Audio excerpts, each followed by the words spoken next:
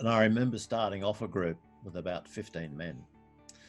And on my left was an Indigenous Australian guy, an older guy. And on my right was a Pacific Islander. I said, hey guys, we're sitting in a circle. And I turned to the Indigenous man and I said, you know what a circle is, don't you, brother? And he said, yeah. And I said to the Islander, I said, you know what a circle is too, don't you? And he said, yeah. I said, okay. We know what we're doing here, you know. And I said, in this circle, I'm the elder. And you know what that is, don't you? And they said, yeah, right. And I said, I give you permission to call me out on any bullshit that you feel is coming from me. Amen. Hello, world. It's me, Dennis, and we are in search of the new compassionate male. And I am the producer of this podcast, and I'm here with the founder, Clay Boykin. Hi, Clay. Hi, Dennis. How you doing? Just wonderful. Would you please introduce our guest today? I'd be happy to. Paddy Murray is with us today from Tasmania. And I have to tell you, this is the first time I've ever had a conversation with anyone in Tasmania. And I'm thrilled. Paddy's just recently come out with a book on men and has a history of doing men's work as a counselor in all kinds of capacities. So I'm thrilled for us to have this opportunity to meet one another and to talk. Me too. I would, Paddy, I'm so grateful that you'll give us some time today, because it appears to us from here in the United States, especially during COVID times at all, that the that the systemic structures that had underpinned the patriarchy for these last 10,000 years, Code of Hammurabi and all of that, it appears to be crumbling at a time, but something has to step up. It can't just crumble. Something has to step in. And this is where we're seeing the search of the new compassionate male. And so we came to you. Well, I'm here. Yeah. Well, so welcome to us. So can you tell us a little bit about what's going on in Tasmania and what you're seeing of the world and the changes of the world right now, and how we as men and the divine male energy can both arise and meet some of the needs of the world, please? Sure. Look, Tasmania is, an island on the southern part of Australia. Mm-hmm. Our closest landmass apart from that is the Antarctic. And we are COVID free. We did have some cases early on, but being an island, we're able to lock down. Sure. And we had a few outbursts, but our government here was very strong. We cracked down very quickly and quarantined people. So we're COVID free. So that's, I mean, we're all constantly vigilant because we know, even as in New Zealand, which was COVID free, things can reemerge. Absolutely. And your work with men in Tasmania, can you talk a little bit about what you're doing in this book that you've just put out on how we can both connect and grow in our men's fellowship? Yes, look, my men's work has predominantly been on the mainland of Australia in New South Wales, which is our major state. And I trained at 45 years old as a counsellor. And I've done a variety of work with prisoners, Vietnam vets, behavior change programs for domestic violence perpetrators, plus general counselling and working with men's organisations around men's groups. And my particular skill has been facilitation of groups. And 6 years ago, I did some preliminary research around the world of the knowledge body we had around facilitating men's groups. And 3 months ago, I thought I would. I was witnessing a resurgence in interest in men's groups around the world. I'm Yes. a participant in a Facebook men's group, which has 5,500 men, and from around the world. Mainly, it started in Australia, and it's equal numbers in the US now and the UK, but it has Africa and Europe. Mm-hmm. And I was noticing a great deal of interest, yet it was like everyone was reinventing the wheel. Right. And I thought I really should revisit my earlier work and write a comprehensive resource on men's groups. And I decided to make it quite a comprehensive, deeper work. There were many quick how to do it stuff around. Mm-hmm. But there wasn't stuff that was looking into the deeper philosophical and psychological principles involved, and initiating a conversation and a dialogue, where people could explore. And that was a huge work. As I started it, I thought, gee, do I want to do this? I've got. Right. I hear that.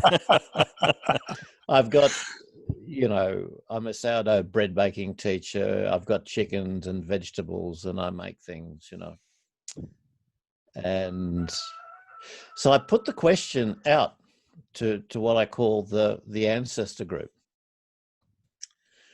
And I said, listen, guys, and when I meditate, I have what I call a cloud men's group, and it's got my mentor, Don Boak, who's passed, who was a great inspiration, and other men.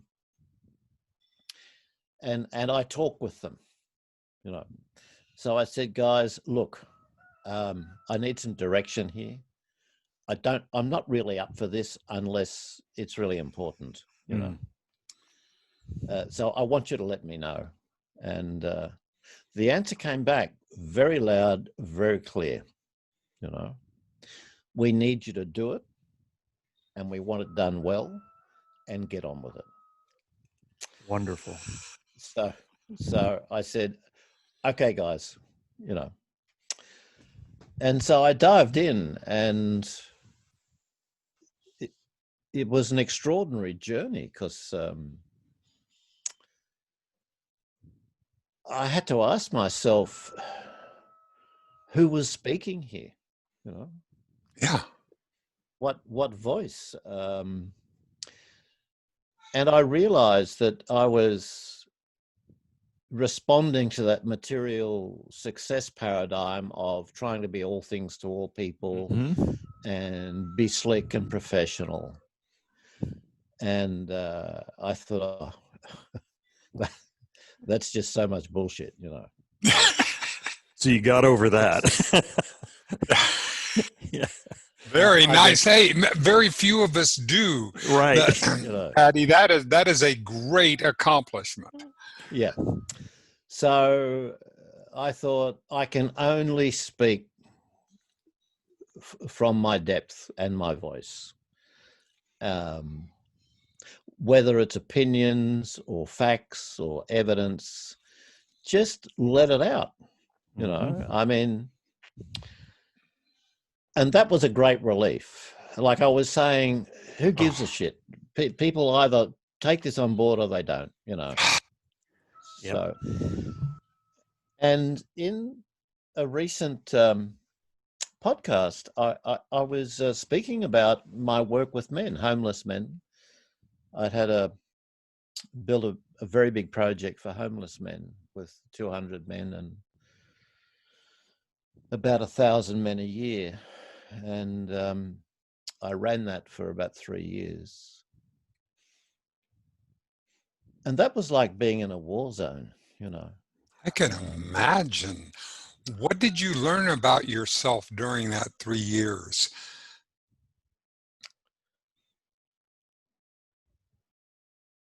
Well, it was, I suppose I went into it with a subconscious thing of compassion, you know. And I wasn't fully aware that that's what it was. You know, it was a naive sense. Prior to that, I'd had an experience. I was originally an economist, but when my father died, I went bush. I went sideways, and you know, was a blacksmith, fencing contractor, baker. You know, I put aside the conventional career path. And I was, shortly before I set up the Homeless Men's Project, I was working in a large landscape doing some fencing. And there were some men in the distance building a bridge. And I'd done a lot of work on building sites and everything else. And so I had a connection with men. And in Australia, you know, builders labouring, you'd have Greeks and Italians and Yugoslavs and the whole variety. And I was standing there in the field, and I had this sense of enormous compassion for the men building that bridge. And it was like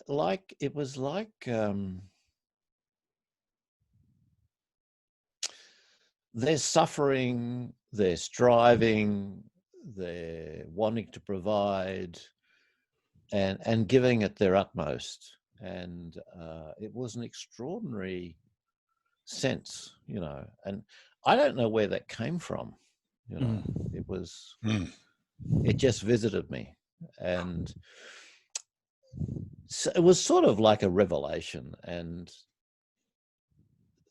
not too long after that, I had a back injury and was getting that sorted, and I couldn't do manual work. So I undertook a course of massage and acupuncture, which got me right again. And that process started a spiritual journey for me. Anyhow, the Homeless Persons Project came up, and I set that up. And your question was, what did I learn from that? Yes. It was really life-changing for me, you know. It caring for those men, like being il padre, the father, you know, for men who were twice my age, some of them, people out of prison, alcoholics, drug addicts, people with mental problems, people from war zones in Lebanon, and that sort of thing. And we only had one rule, and that was no violence. We didn't, we had a kitchen, so they had a clean room, clean toilet facilities, and good food. And we managed it to make sure that they had access to all health services, mental health services, and that there was no violence and no harassment by police, because given the place's history, the police sometimes would see it as a bunch of poor people who had no rights. So we had to struggle around saying, no, back off. These men have the same rights as anyone else you deal with. And that was a difficult balance act, because at times we needed the police support when things went pear-shaped, and at other times the police were harassing people, so that was a bit of a juggling act. Sort of like life, isn't it, Paddy? A bit of a juggling act. And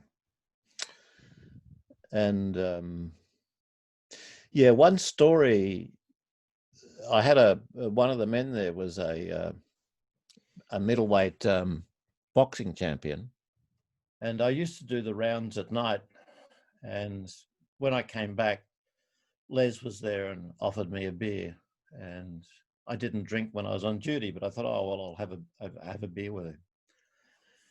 And in the conversation, I said to him, Les, one thing puzzles me. No one's touched me or threatened me here. And I said, why is that?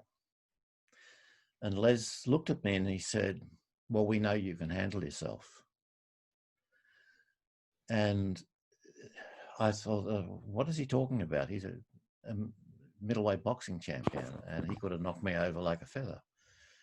And there are other men who could have knocked me over. And so I went away and I thought about that, and I thought, what does that mean? What are they talking about? And I realized that the statement, you can handle yourself, was, you're the father, you're in charge, you take no shit, you protect us, you stop the violence, and you love us, and we know that, and you speak the truth. Wow. And for them, like, that was gold. And wow. If you've dealt with prisoners and homeless men and violence perpetrators, one thing you learn is constant is the dysfunction of their childhood. Yes. And the lack of trust and the lack of sense of security in their upbringing and life.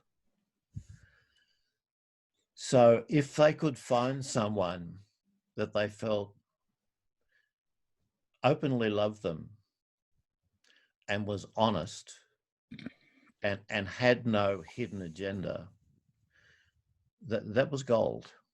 And so I was to be protected at all costs.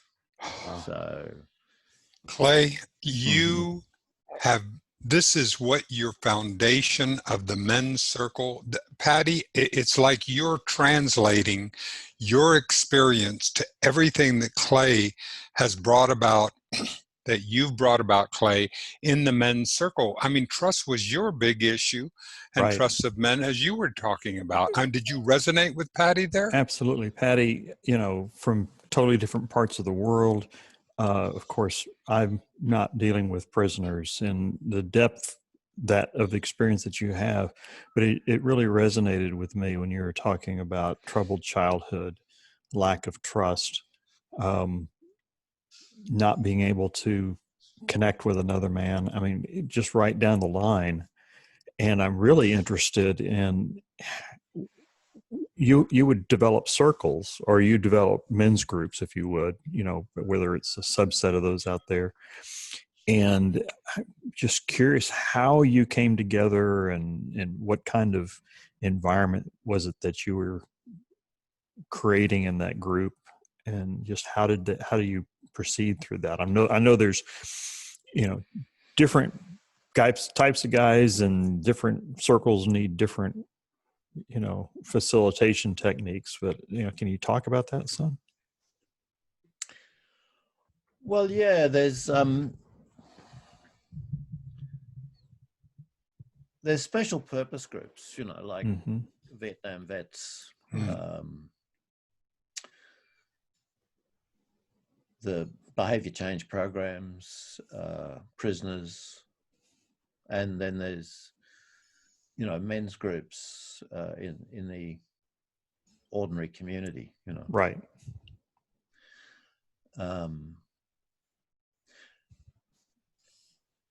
And the prisoners, the vets, and the domestic violence perpetrators are the ones that require the most creative input from facilitators. The professional, laid-back, carefully speaking therapist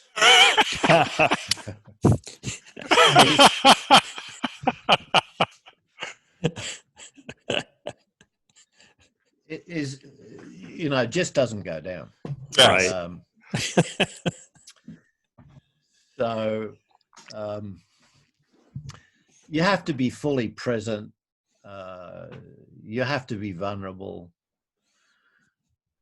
You have to have a sense of humor. Yes. And you have to prove that you're a real man, and that, well, I mean, and I say that it in a sense as a real man, as being vulnerable, humble, real, stuffed up, you know, all of those things that they are. You know, Oh. you know. Yeah. Oh, Clay, is that not exactly what we were finding in search of? Well, yes, The new Paddy, compassionate male, this archetype? Please, Clay. Well, Paddy, the what started our circle was me, my lack of trust in men, realizing that, you know, there were some things in the world that I just needed to learn from another man, but my life experiences brought me up such that I couldn't connect with them. I didn't trust them. You know, what's your agenda? And I reached a point where it was like, I've got to get over this, because if I'm feeling this, other men are feeling this. There's got to be somebody out there. And if I can create a safe space for us to come together in trust, I'm not there to teach anything. You know, I've got a topic of conversation, and we did everything counterintuitive. You know, it's a network and not a group. It's a gathering and not a meeting. We have topics of conversation and not topics of discussion.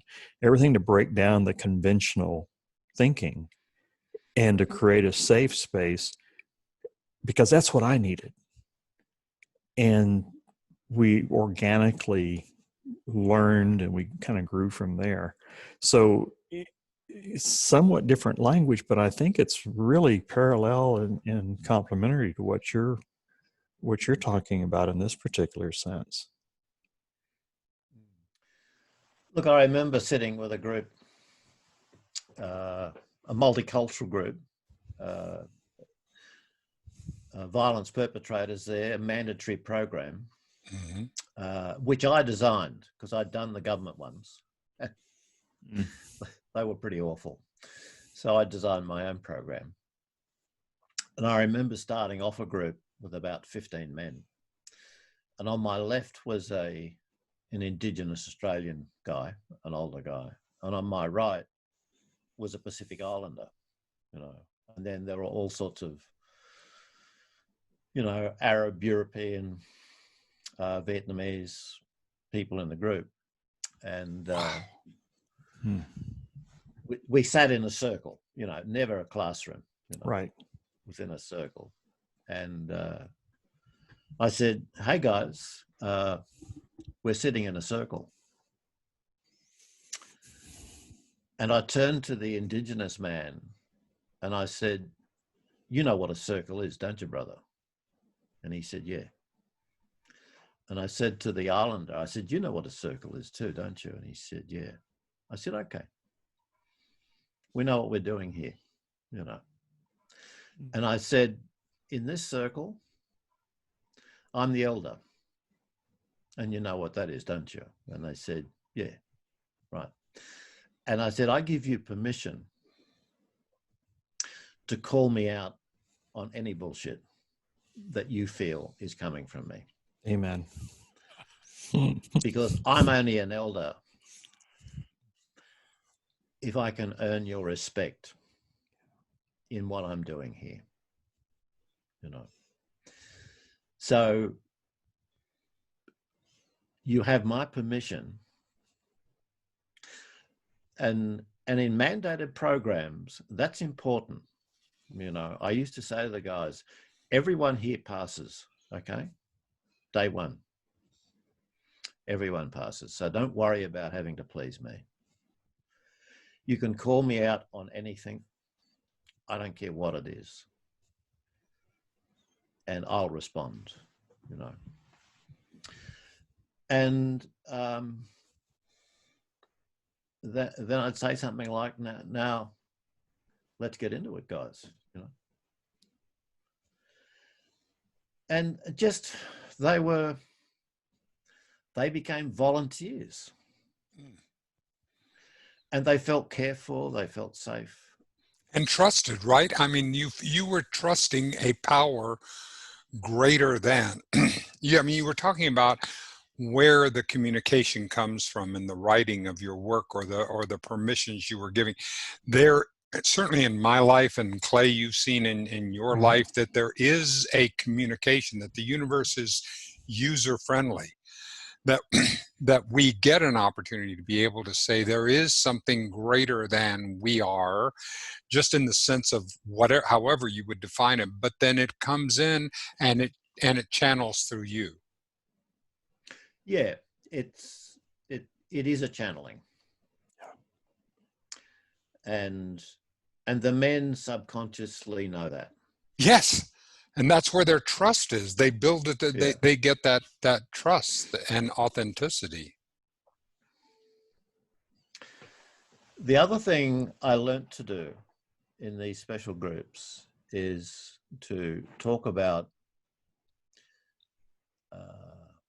what I call the core guidelines that I worked on.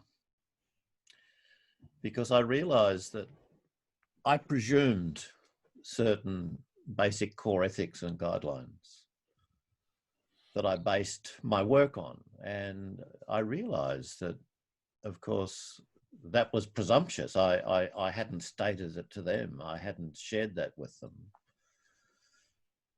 them. So I'd noticed that generally that men, when you talk about ethics, everything gets a bit dodgy, you know. Mm-hmm. People disappear. You know, it's like everything judgmental that's ever happened in their life suddenly comes up in front of them.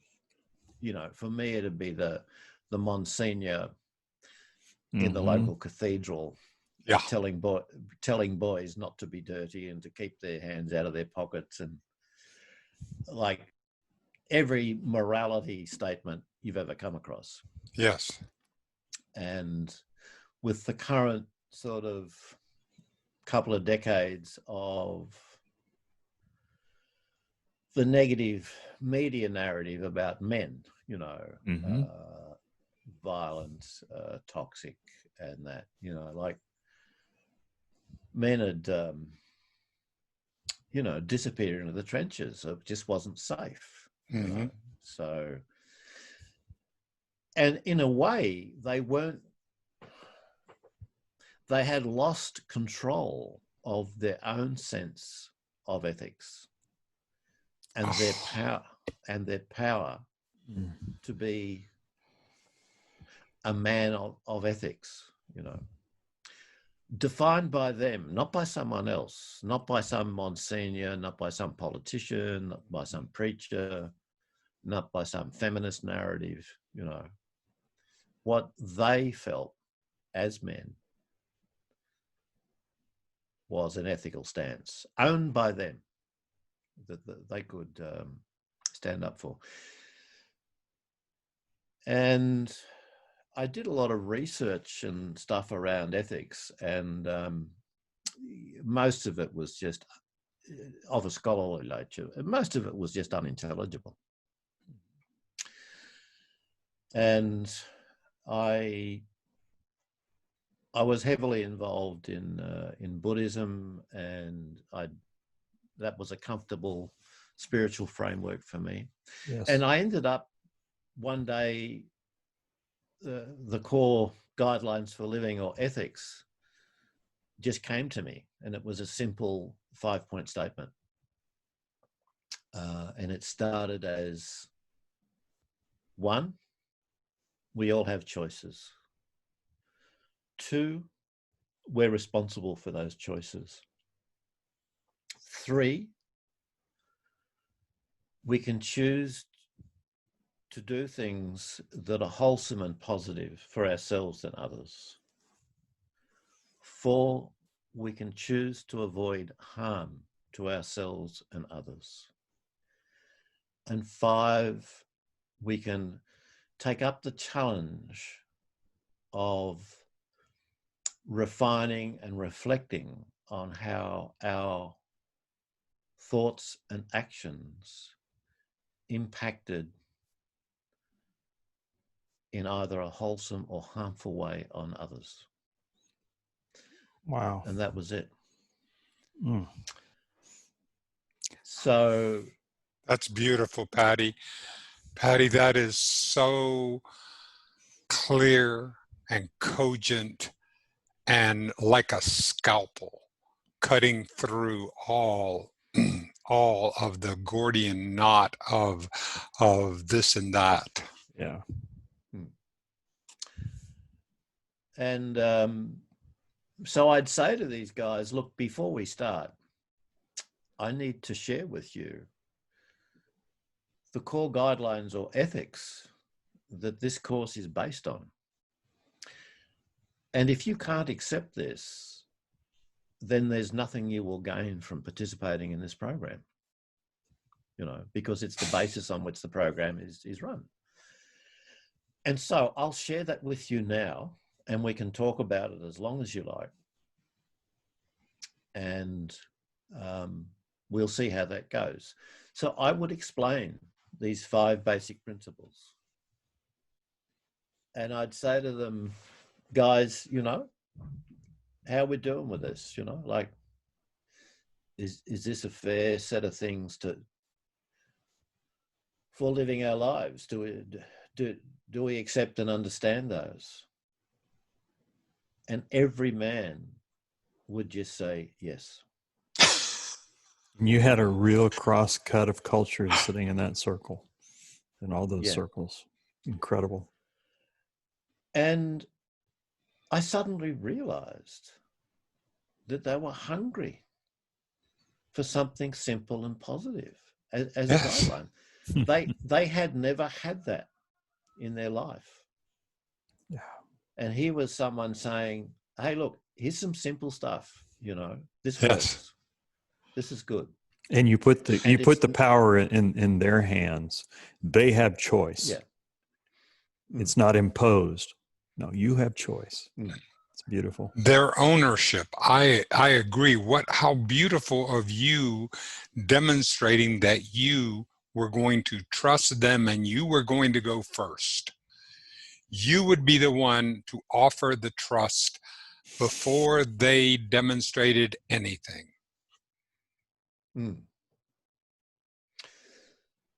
So,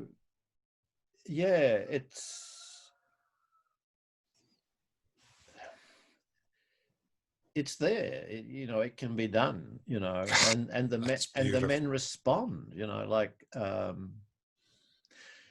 I had the totally unknown event in mandated perpetrators programs. I had men asking if they could bring their friends along. Oh my. Absolutely unheard of. Oh, Paddy, one of the things that I love about getting to know you and meeting you is that you reinforce the belief in me, in my belief that the human being yearns for purpose, yearns for an opportunity to be able to stand up and to do something worthwhile. It's built in to our DNA. And it's on us to ask more of ourselves and to be able to have the kind of guidelines that you're having. I mean, when I grew up, I'm 72 this year, so we're cohorts, but I grew up in a very well-to-do, upper middle class, white privileged in the South, where we had Jim Crow. In other words, we were segregated in our. So I grew up in that, and yet I had the same experience that. I know how that may sound absurd, but I'm talking about psychologically, and I had the same experience as those men who were sitting around in that circle. Mm. That lack of trust, that lack of lack of really having solid ethical guidelines and clear that I could see and walk to and have someone that understood them along with me like you do. And the invitation for the men to challenge me. Yes. Yes. Yes. That was okay. Mm-hmm. And in fact, none of them ever did. No. The only group where I got challenged, I ran the first violent women's group. And because, the local police had said, look, 20% of the perpetrators in this area are women, and we need to run a program for them. And will you do it? And I said, yeah, sure. But what was fascinating, I was working with an organization that had a vast school counselor group, and they're all women. And I asked all of the women if they'd co-facilitate this group with me. And none of them would. And I thought, okay, something different's happening here. And what I made of that was that for them to accept co-facilitating a violent women's group was to break open the sacred cow that women weren't violent. Oh, thank you. Wow. And I thought, okay. And then I eventually found a woman from the foster care program, and she joined me. But then one of the women early on got angry with me in the group and threatened to throw a cup of coffee over me. And she freaked out and wouldn't come back, I said, look, it's a plastic cup.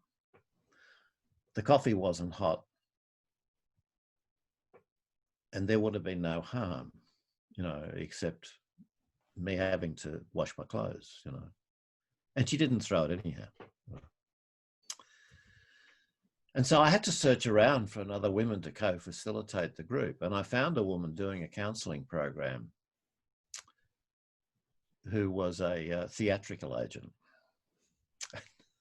And I said, look, this is just like a movie script, We got a bunch of characters with a bunch of scripts.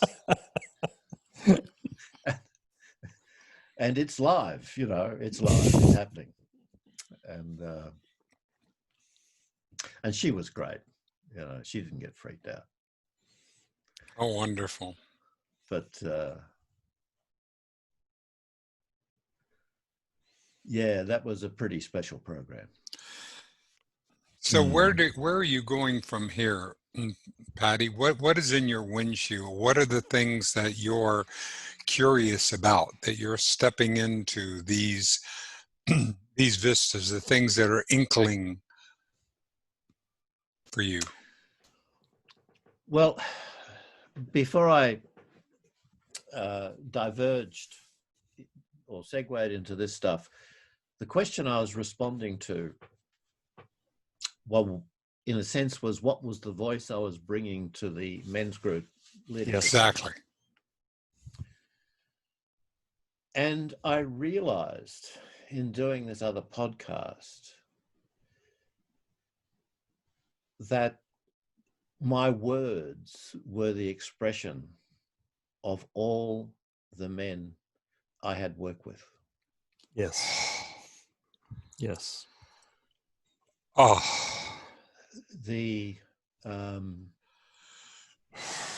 And when I realized that, it was a pretty powerful feeling, and I thought, okay, I get that.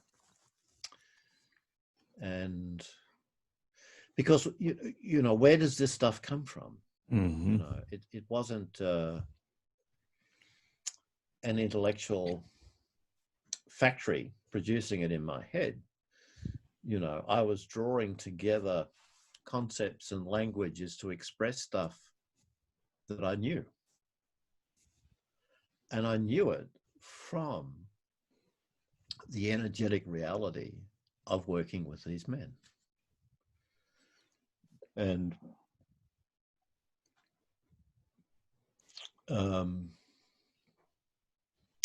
that's hard to explain sometimes. yes. Soldiers talk about it, that they stop talking about their war experiences because they feel just that other people just can't hear them. Of course. Yeah. So when they talk to another soldier, they feel okay because Mm-hmm. they feel that the person is hearing them. Well, when you work in prison and with homeless men, you enter into a world that is, it's like being on the moon or in Mars.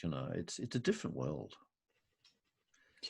and it's a world of extraordinary honesty, extraordinary vulnerability,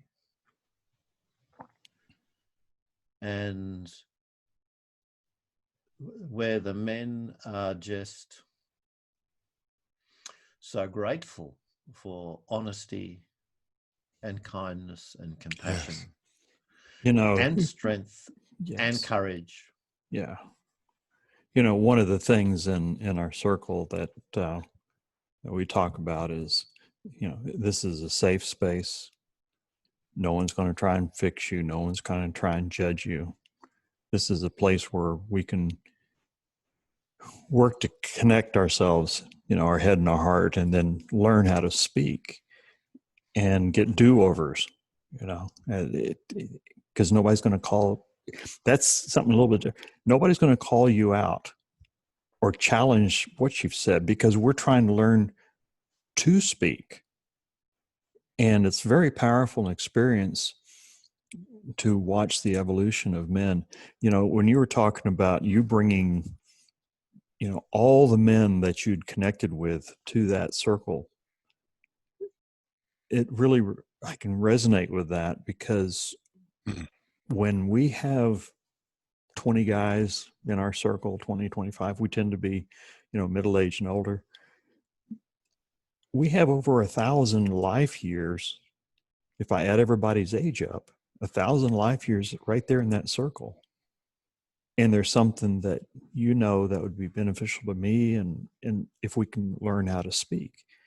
And to add to that, Dennis and Paddy, each one of the 20 guys in that circle, they bring their ancestors, and they bring all the men that they know represented in that circle. So the power of a presence that's there, and I hadn't thought about it like that, Paddy. I knew our years of experience, but all that I'm bringing behind me is present there, and that's huge. Yeah. So what I was attempting, and the voice I was bringing to the 60-page men's leadership resources thing, was as complete a discussion of all of that and all of the aspects of facilitating men's groups that I could bring, and at the end of it, I published it 4 weeks ago online as just a downloadable PDF. And I want to put it on Amazon, right, as an Audible and a Kindle, because a lot of men won't read a 60-page manual. It's not, it's hard work. Yep. It's so I think the Audible it will be a lot more accessible. Yeah. And in the process of that, I became aware of needing an aspirational archetype, a new archetype for men, Mm-hmm. that there was what I called a phase 1 men's group and a phase 2. And the phase 2, in a sense, hasn't been born yet. The phase 1 is the emotional support and the development of the emotional intelligence to allow men to be more resourceful and functioning. The phase 2 was rising to the challenge of the leadership in men that we need in our society. Mm-hmm. And that was dealing with ethics as the 5 guidelines, values, and statements around compassion and all that sort of stuff. And I named that the mature man. Yes. And that was after discussion with other men about what language, there could be conscious man and new man and everything else. But mature man was the one that they resonated with them. And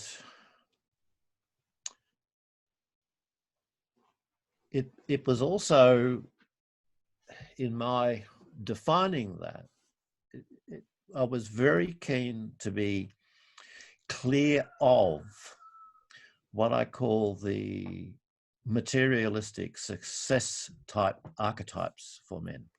Right. Not that I was seeing anything wrong with them, but to keep the mature man definition free of them. Mm-hmm. You could be a martial arts expert and a mature man, but being a martial arts expert was not being a mature man.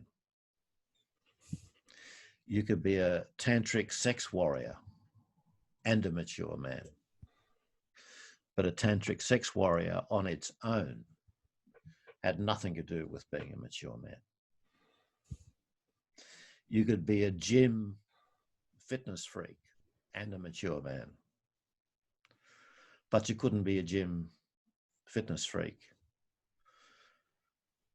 and have that be a mature man. So to make the concept of mature man accessible to all men, from ballerinas or ballet dancers to lumberjacks, Yep. Mm-hmm. to small men, big men, fat men, any man. And I find that for me that's very important, because we have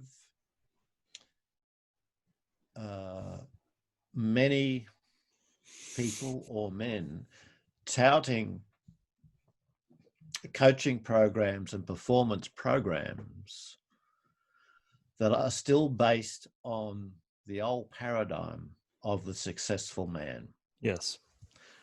Strength, power, sexual prowess, all those sorts of things. And they are so not what we need in modern society, So the mature, and part of the mature man, came about from when I was president of a men's organization in Tasmania. We had a a very big exhibition that was very successful. It was called Men with Heart, and we happened to have had a professional photographer as a young man come to our gatherings for 17 years, and he'd become an award-winning photographer by the end of it. And we had 17 years of photography, and we got a government grant to do an exhibition, and we did 13 video stories as well. And we had text statements and poetry from the men. So we had an exhibition, Men with Heart, with the photographs, with the text, with the poetry, and the video stories. And they're all hung on industrial metal safety scaffolding, like metal mesh. And we had luggage tags hanging from it for people to write their comments. Wow. And we didn't know how this would go, you know, we just did it, and it was a roaring success. And we had mainly women coming in and just crying, you know. Yeah. And they'd leave and they'd be crying, and we'd stop and talk to them, you know. And it was just such an extraordinary experience, you know, like what was happening, you know, like why were people coming in and crying, you know.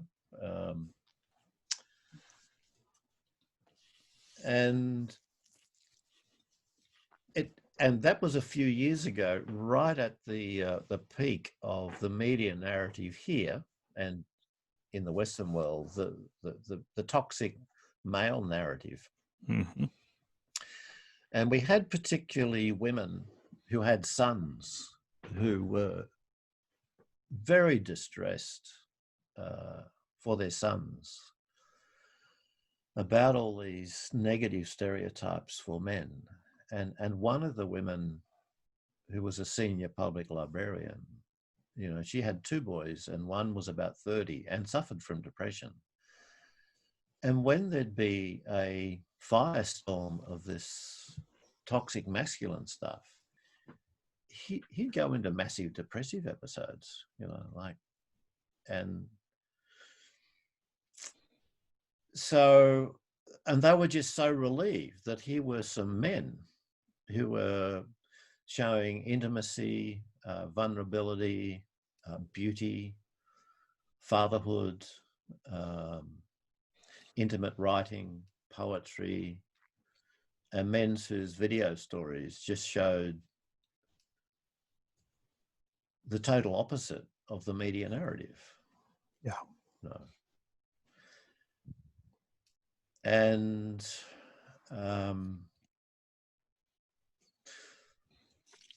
that was, in a sense, very grounded evidence for what was happening in our society, you know.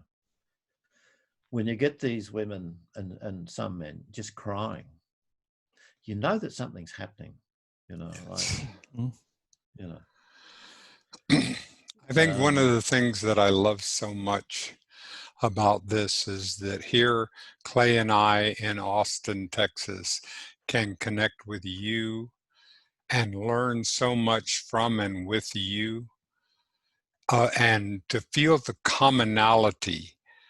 Everything that you say resonates so deeply with me, Paddy.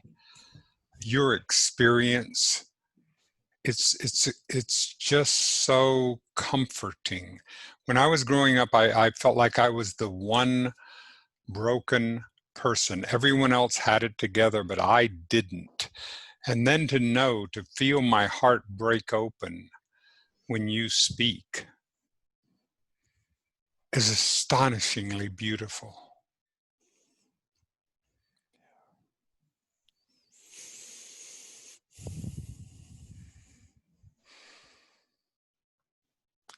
Thank you for joining us today, Paddy. Thank you for giving us the opportunity to see you and to learn and to talk with you, and for you to tell us some of your stories. Well, it's an absolute pleasure to be able to speak my truth and feel that you've heard it and understand it. You know, Absolutely. and it says something that this is a rare situation. Let's make it less rare. Yes, yeah, Clay. I was just going to say, Paddy, would you come back? We'd love to have, sure. I would, because I think we've just scratched the surface of the conversation, and would love to hear. Amen to that. Yeah, I would love to hear so much more, and compare notes. I just astonishing. I just love it, and I love to hear how your book's coming along, and whatever I can do to support you, whatever Dennis and I can do to support you in that. You bet. And how we can continue to carry the light, and to continue to carry those points in our lives, and to have it resonate. Thank you for being you. Thank you for coming into our lives, Paddy. Yeah. Could I just say one thing? Please. The first 3 overseas sales of the manual were to 2 African American men and an Indian man from the UK.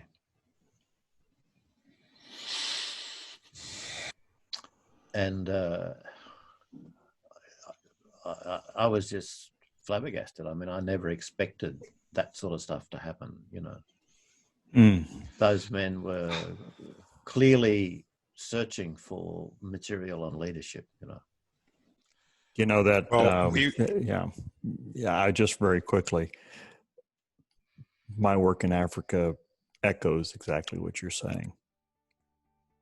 Given the opportunity, it's there, it's real. Given the opportunity for that to come out to be a complete male, we'll have to continue that conversation. Thank you, Paddy. Thank you, Clay.